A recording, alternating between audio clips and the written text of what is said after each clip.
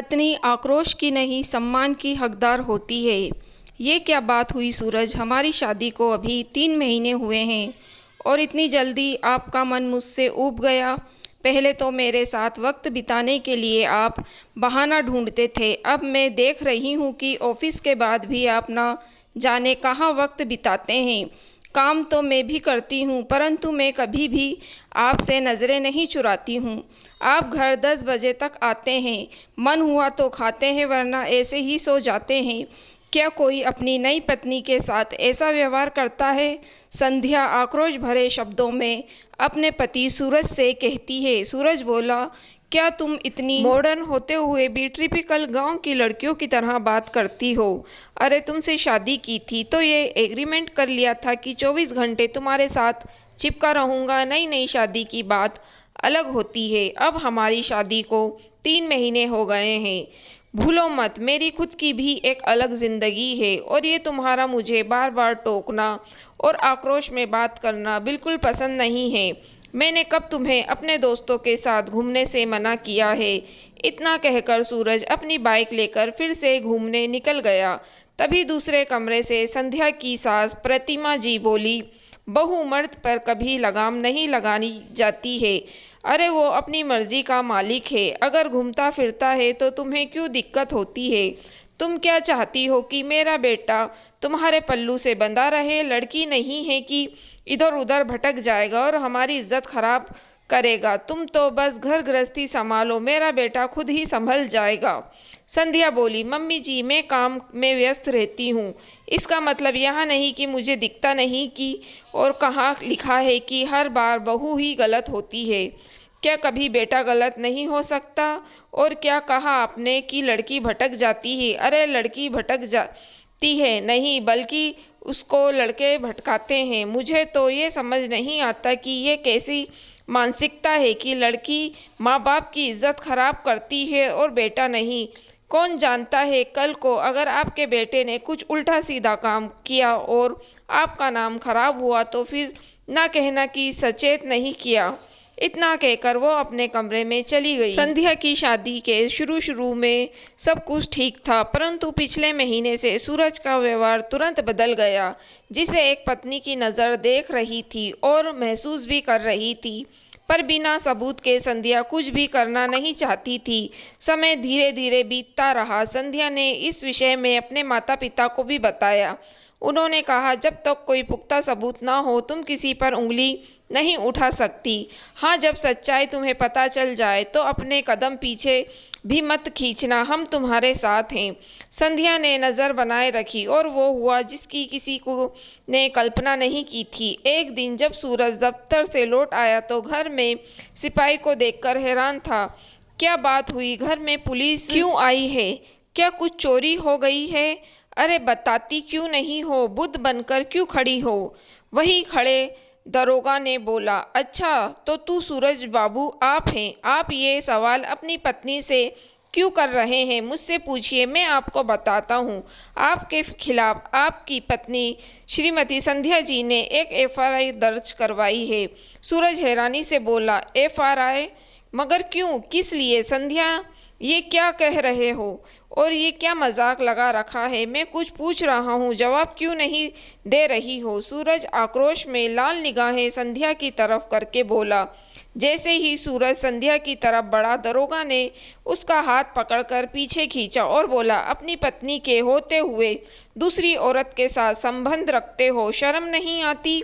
सूरज अटकते हुए बोला, संबंध किसके साथ? किसने देखा? वो हैरानी में इधर उधर देखने लगा और सोचने लगा कि आखिर संध्या को उसके और प्रेरणा के बारे में कैसे पता चला। दरोगा बोला, सूरज बाबू किस किस से पूछोगे? सारे शहर ने देखा है, तभी तो आपकी पत्नी ने आपके खिलाफ कंप्लेन की और हमें एफआईआर दर्ज करनी पड़ी। चलो रे, हथकड़ी लगाओ, इन्हें ले चलो इनके असली ससुराल। थोड़ी खातिरदारी हम भी तो करें, दरोगा हवलदार से बोला। दरोगा सूरज को अपने साथ ले गए। वहीं संध्या चुपचाप खड़ी रही। प्रतिमा जी दरोगा के पैर पर रही थी और कह रही थी, मेरा बेटा ऐसा नहीं है, जरूर मेरी बहू के मन में कुछ चल रहा है, तभी तो वो मेरे बेटे को फंसा रही है। आप ही सोचिए दरोगा बाबू, कोई नई नई दुल्हन अपने पति के खिलाफ पुलिस में जाएगी। अरे बहू, कुछ कहती क्यों नहीं हो? पूरे मोहल्ले में हमारा नाम खराब हो जाएगा। संध्या ने एक शब्द नहीं कहा, पर चुपचाप अपनी जगह पर खड़ी रही और पुलिस वाले सूरज को लेकर चले गए। सूरज के माँ बाप इधर उधर फोन करके सबसे मदद की गुहार लगा रहे थे। वहीं संध्या ने अपने पिता को सारी बात बताई और चुपचाप अपने कमरे का दरवाज़ा बंद करके सो गई। अगले दिन संध्या अपने लिए रसोई में चाय बना रही थी तो प्रतिमा जी बोली, देखो तो ज़रा, इस लड़की को लाज शर्म है कि नहीं, अपने पति को जेल भेजकर यह चाय पी रही है। बहू, तुम्हारी शादी को अभी 4 महीने नहीं हुए और तुमने अपने रंग दिखाने शुरू कर दिए। अगर सूरज से कोई गलती हुई थी तो तुम उसे समझाती, पर ये सब करने की क्या ज़रूरत थी? कुछ पूछ रही हूँ, मुंह में क्या दही जमाए बैठी हो?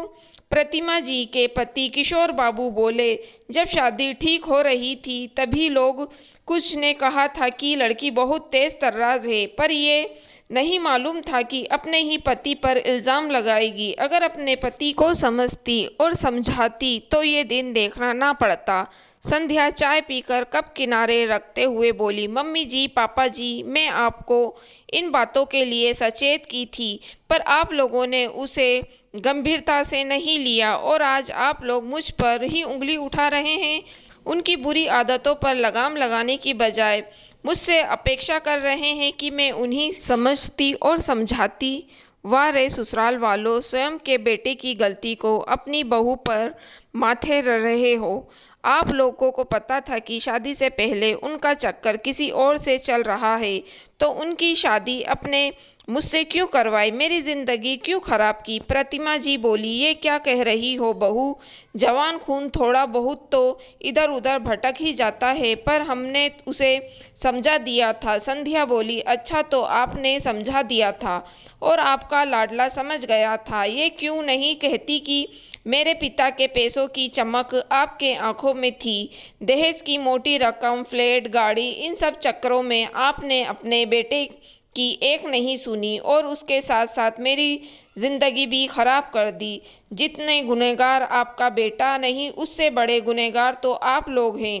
प्रतिमा जी को लगा कि बहू ज़्यादा ही गुस्से में आ गई है, तो उन्होंने उसे पुचकारते हुए कहा, संध्या बेटा, एक बार प्रयास करने में क्या हर्ज था? अरे तुम अपने रूप और प्रेम से उसे सही रास्ते पर ले आती तो वो आ जाता। ज़रूर तुमने ही कुछ कमी होगी छोड़ी होगी, तभी तो वो दोबारा उस लड़की के पास गया। थोड़ी ही देर में खबर आग की तरह फैल गई। सूरज की बहन रेखा और बहनोई पप्पू जी भी घर पर आ गए और सभी संध्या भी पर ही गुस्सा कर रहे थे।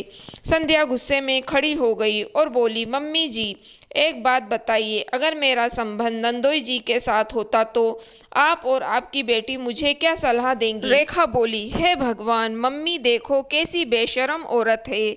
खबरदार जो मेरे पति की तरफ नज़र भी डाली। संध्या मुस्कुराकर बोली, आपने बात पर बात आई तो मिर्ची लगी। ननद रानी, अगर मान लीजिए ऐसा होता तो क्या आप सब मुझे इस घर में वही सम्मान देते जो आज आप अपने भाई और आप अपने बेटे के लिए मुझसे मांग रही हैं? किसी के पास कोई जवाब नहीं था। वहीं पप्पू बाबू रेखा की ओर धीरे से कान में बोले, भाभी बात तो सही कह रही हैं। रेखा ने आंखें दिखाई तो पप्पू बाबू चुपचाप एक किनारे खड़े हो गए। प्रतिमा जी बोली, ठीक है, मेरा बेटा खराब है, हम सब खराब है। अगर हम इतने ही बुरे हैं तो चली क्यों नहीं गई इस घर को छोड़कर? संध्या मुस्कुराकर बोली, मम्मी जी, शायद आप भूल रही हैं, ये फ्लैट मेरे पापा ने शादी में मुझे खरीद कर दी थी। घर का एक एक सामान मेरे दहेज का है। और आप क्या कह रही थी कि गांव की लड़कियां भटकाती हैं? मम्मी जी, आप वो भी अपने अधिकारों के लिए आवाज़ उठाती हैं, फिर मैं तो शहर की लड़की हूँ, मुझे नहीं रहना आपके धोखेबाज बेटे के साथ। मैं तलाक के लिए अर्जी डालूंगी। अब ना तो मुझे आपके विश्वासघाती बेटे के साथ और ना आप लोगों के साथ रहना है। रेखा सामने आकर बोली, बहुत बोल रही हो तुम, और हम सब सुन रहे हैं। तुम्हारे पास सबूत क्या है कि सूरज धोखेबाज है और वो दूसरी लड़की के साथ घूमता फिरता है? किशोर बाबू, प्रतिमा जी, हर कोई उससे पूछने लगा। हाँ हाँ बताओ, क्या सबूत है? वो बोली, पूजनीय मेरे ससुराल वालों, सबूत वो गाड़ी है जो मेरे पिता ने दहेज में आपके बेटे को दी थी। वो मोटरसाइकिल मेरे नाम पर ही रजिस्टर्ड है। जब ये लोग न्यू टाउन मेन रोड में घूम रहे थे और हेलमेट नहीं पहन रखी थी, तो सीसीटीवी कैमरे ने इनकी तस्वीर उतरी और इनके खिलाफ चालान काटा और उस चालान का नोटिफिकेशन मेरे फ़ोन पर आया। मैंने सोचा आपकी शादी को एक मौका देती हूँ, शायद ये खबर गलत हो। पर जब आरटीओ ऐप पर जब गाड़ी का नंबर डाली तो सारा चिट्ठा सबूत के साथ सामने आ गया। अरे मैंने तो आपको उनके कारनामे दिखाए ही नहीं। ये लीजिए सबूत, देखिए। इसमें आपका बेटा किसके साथ चिपक कर घूम रहा है, समय, तारीख सब है इसमें। इतना कहकर संध्या ने फोन अपने ससुर की तरफ बढ़ा दिया। फोटो देखकर सब हैरान थे, क्योंकि फोटो में सूरज दूसरी लड़की के साथ बैठा था।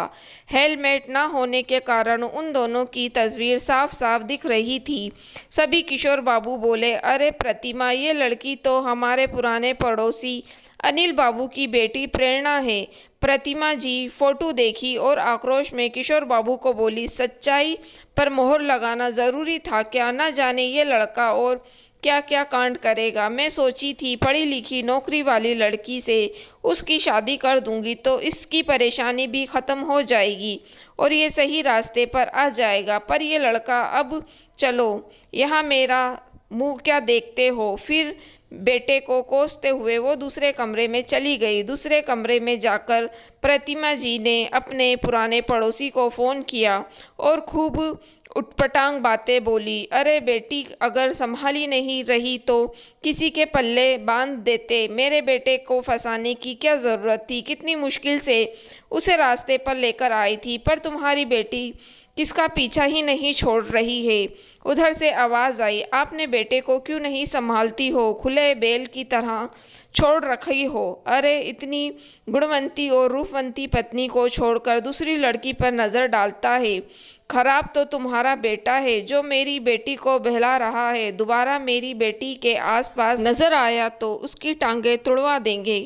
पप्पू बाबू बोले, माताजी बुरा मत मानिएगा, पर जब अपना ही सिक्का खोटा हो तो दूसरों को दोष नहीं देते।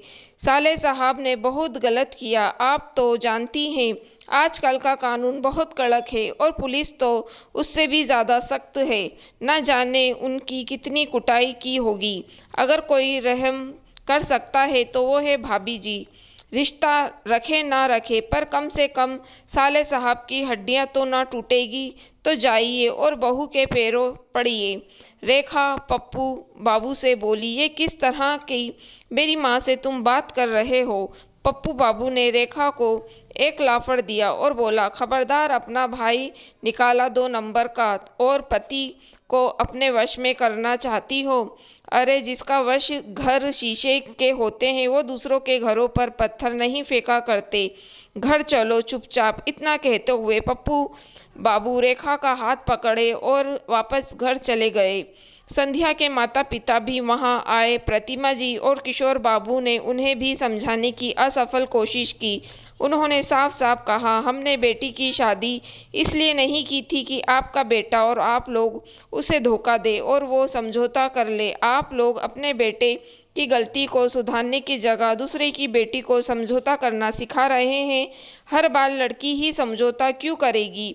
प्रतिभा जी कुछ कहती उससे पहले संध्या की माँ ने बोली, अब बस बेहतर होगा आप लोग इस घर को खाली कर दें। मेरी बेटी अपने तरीके से अपनी ज़िंदगी की नई शुरुआत करेगी।